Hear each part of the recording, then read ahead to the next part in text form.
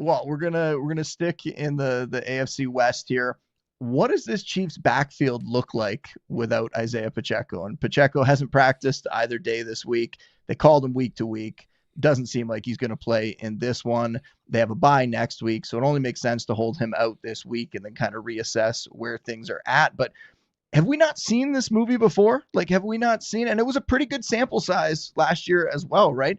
Isaiah Pacheco wasn't available. We saw Kareem Hunt get out there from week 3 to week 12. Pacheco sidelined. Hunt just takes over the lead back role during that stretch. The RB15 in fantasy points per game. And he's not like overly impressive. Like, he's just kind of getting what's blocked. He's at a different stage of his career now, but he's comfortable out there. They're comfortable with him in the offense.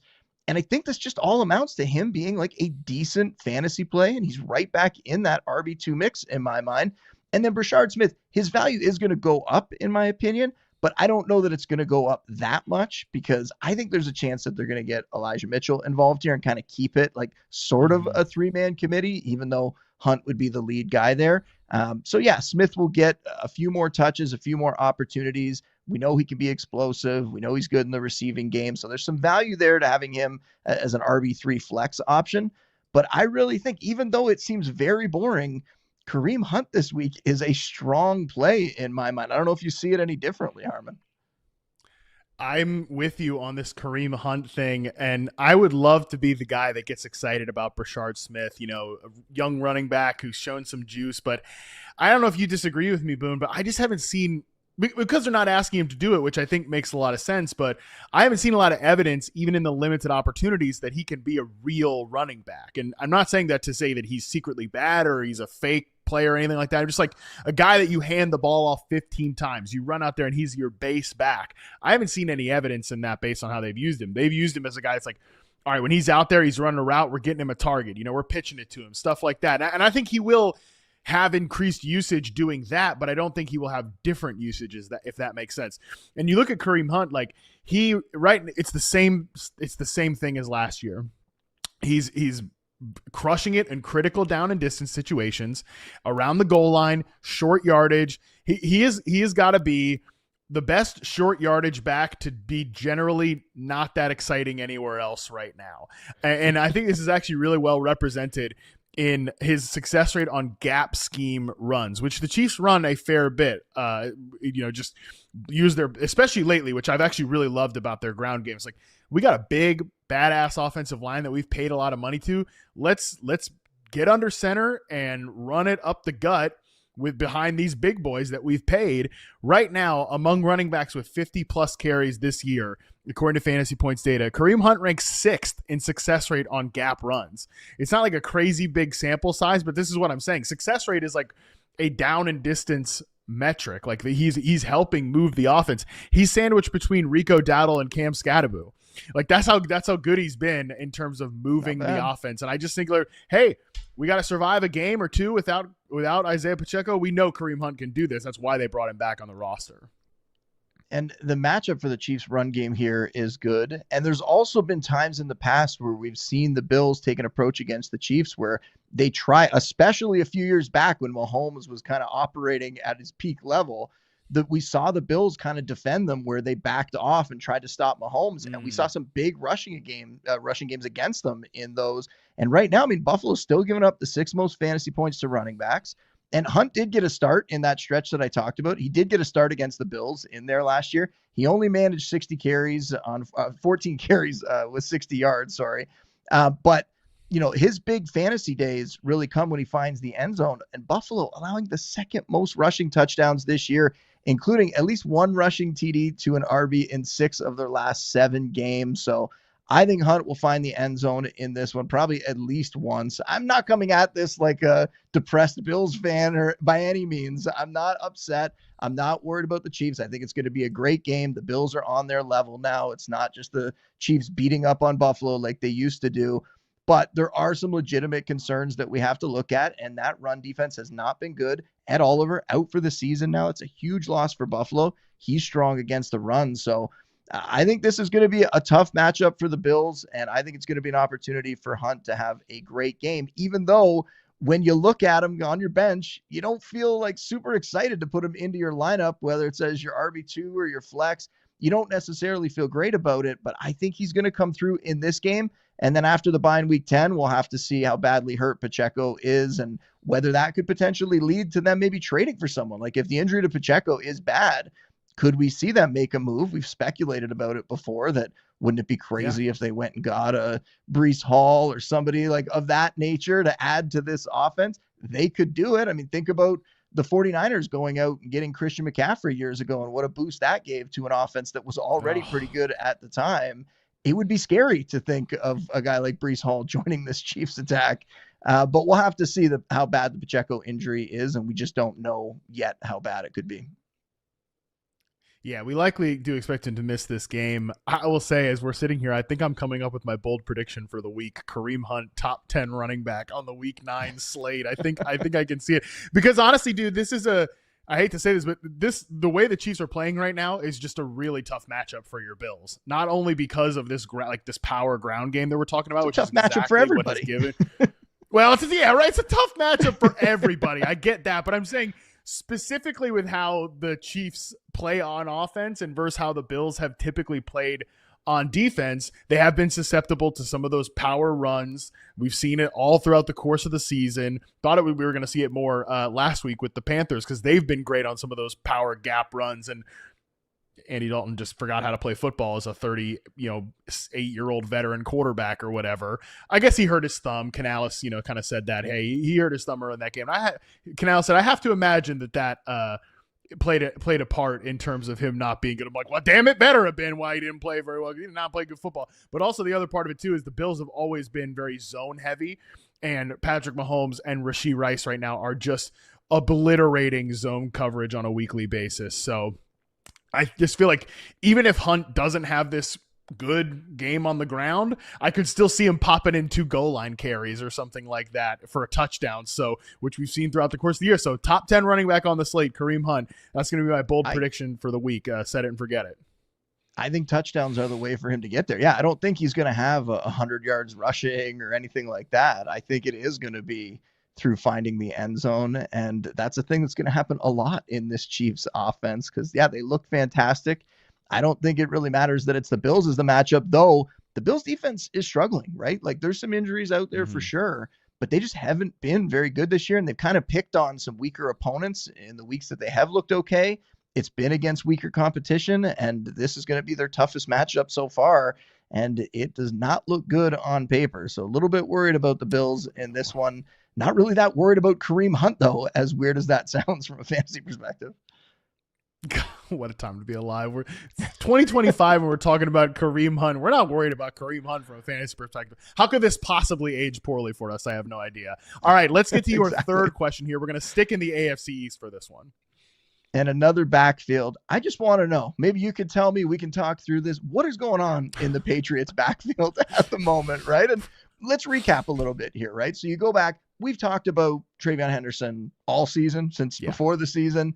Talked about him as a guy that could eventually take over this backfield, comes out, makes some rookie mistakes, doesn't really do much with his touches. Ramondre Stevenson just takes a strong hold on that backfield. And it looked like, okay, that's what this is going to be. It's going to be Ramondre leading the way. It's going to be Henderson getting, a little bit of work, but his role just not really changing. Finally, last time out, we did see him do something. The role didn't change that much. But he finally made some plays. He finally put up a decent yardage total. And it was like, okay, but the role didn't change. So he's just going to stick in that kind of one injury away kind of spot for fantasy.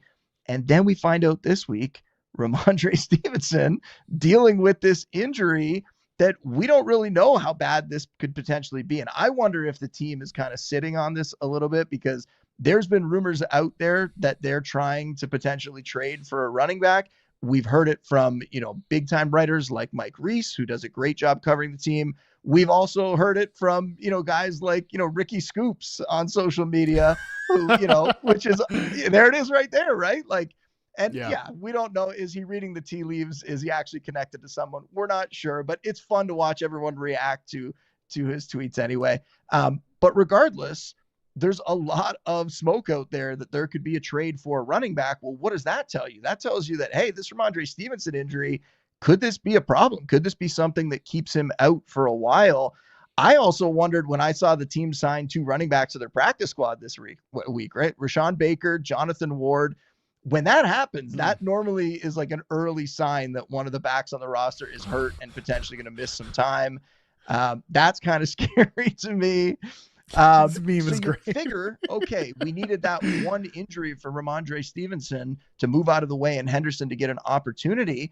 And this week, it seems like if that's the case, Ramondre not practicing, looks like maybe Henderson will get a shot this week to potentially prove something. But we're also going to see Terrell Jennings out there. We know the coaching staff likes him. I don't think they're just going to hand this thing over to Henderson completely.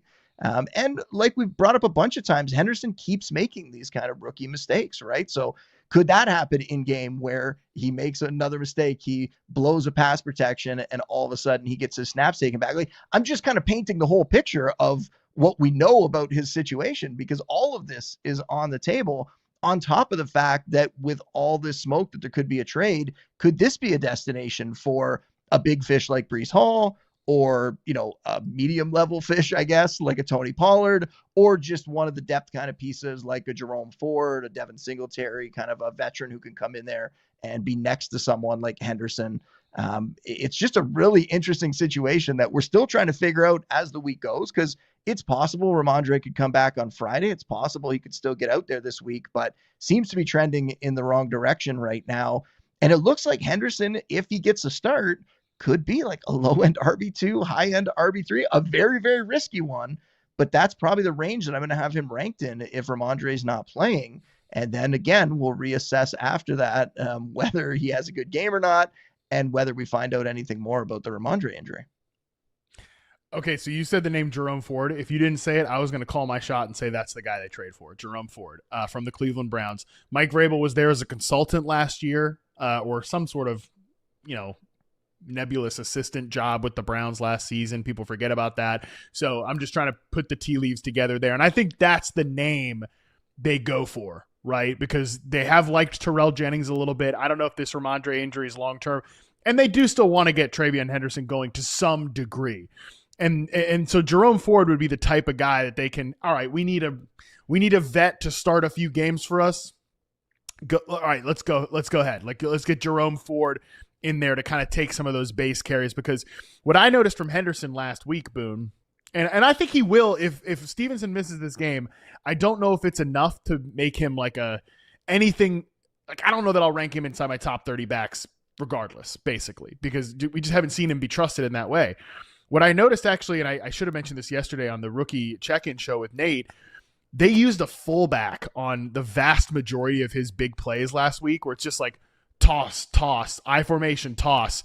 And I think that's because Henderson, they're not confident that he can read out the plays right now. So it's like, let's just get him on the perimeter, pitch it to him, toss it to him, and let him get a runway like that. And that could lead to a couple big plays for sure. It's very possible. Obviously, I think Falcons hit or miss, but I think that could be a part of what they see in this game. But they've been more susceptible to running it right at them, right, in terms of the Atlanta defense. That's how they've struggled. So I think they're trying to get TreVeyon Henderson going. Reporters asked Josh McDaniels about this, like, hey, we noticed that you what was the thought process there, just pitching it to him on the outside? He's like, well, nobody wasn't a surprise that he's fast. We all know that, right? So they're still trying to get TreVeyon Henderson going, but I don't know, even if Stevenson is out, if it's enough to make him a fantasy starter.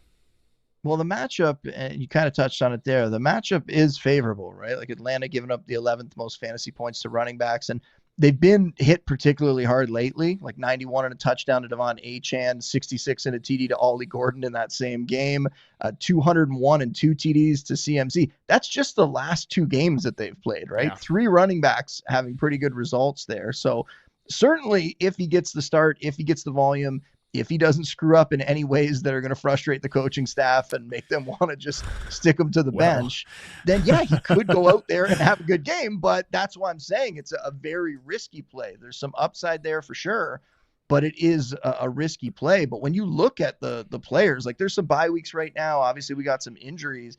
you start to look at the players like in the 20s in the running back rankings, and it's not that hard to push him up into that range. I haven't done it yet. I've left Stevenson in there for the time being. But that was obviously my rankings went up earlier today, and that was before we found out that he was going to miss a second straight practice. So I'll probably take Stevenson out, whether I do it before the Thursday nighter or whether I do it as I update over the weekend. And yeah, it's really trending towards Henderson finally getting that opportunity. And then it's just a matter of, can he do something with it? And I think in this matchup, he probably can. I think he'll be a decent fantasy option, not a week winner type, but a guy that you could put in your lineup as sort of a risky, low end RB2, or better yet, a flex play if you can, and just hope that he hits a couple of those big plays like you're talking about.